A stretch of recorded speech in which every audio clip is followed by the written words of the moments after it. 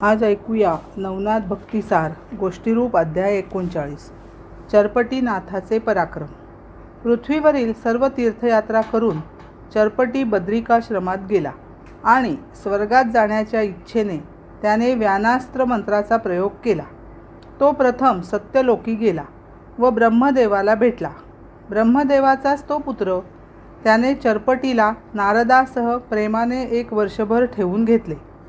एकदा नारद इंद्राकडे गेला असता, या कळीचे नारद, आता कोठे कळ लावण्याचा विचार आहे, असे इंद्राने चेष्टेने त्याला म्हटले।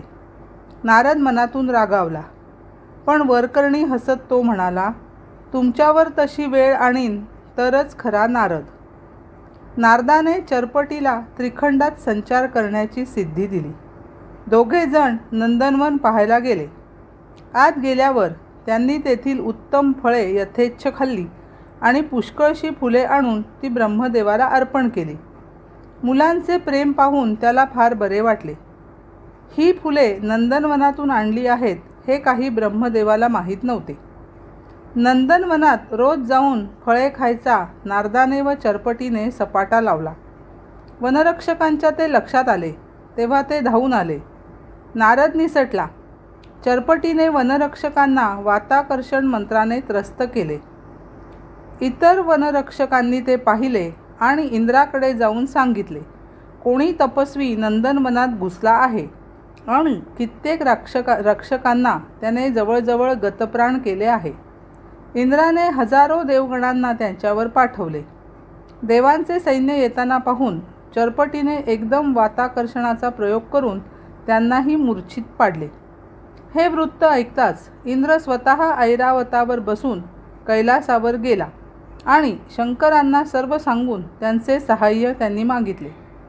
शंकराने दूताला सांगितले, विष्णूला युद्धासाठी तयारीने येण्यास सांग। हा शत्रू फारच पराक्रमी दिसतो। विष्णूला निरोप जाताच विष्णूही आपले कोट्यावधी गण घेऊन नंदनवनाकडे निघाला। नंदनवनाच्या दोन्ही बाजूंनी शिवसैन्य व विष्णुसेना येताना पाहून चरपटीने प्रथम सुदर्शन चक्रावर मोहिनी अस्त्राचा प्रयोग करून ते जडवत केले आणि लगेच वाताकर्षणाचा सामूहिक प्रयोग करून विष्णूचे सैन्य एकदम निचेष्ट करून पाडले। चरपटीने विष्णूच्या गळ्यातील माळ आणि त्याची गदा व चक्र ही आयुधे घेऊन ती ब्रह्मदेवाला आदराने नेऊन दिली। शंकरासही त्याने वाताकर्षण मंत्राने निचेष्ट केले होते। विष्णूची आयुधे व भूषणे पाहून ब्रह्मदेव थक्क झाला। ही तू कोठून आणलीस, असे त्याने विचारले। तेव्हा नंदनवनातून मी तुमच्यासाठी फुले आणायला गेलो।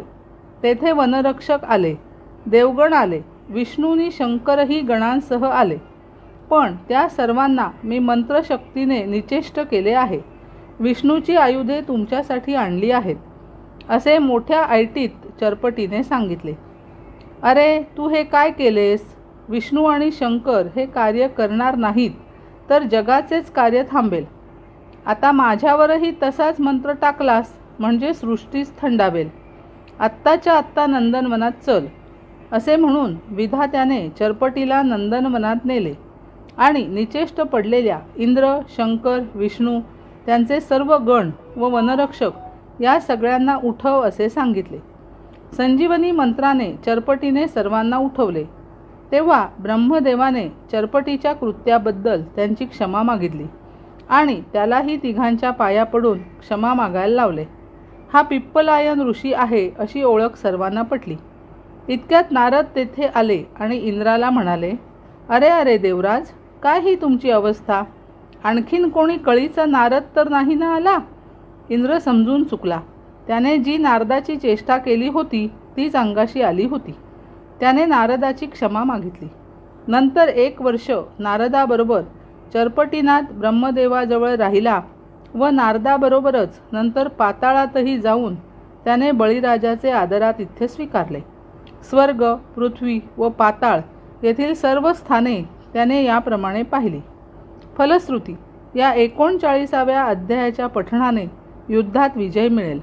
अशा रीतीने नवनाथ भक्तिसार गोष्टीरूप अध्याय 39 संपन्न झाला।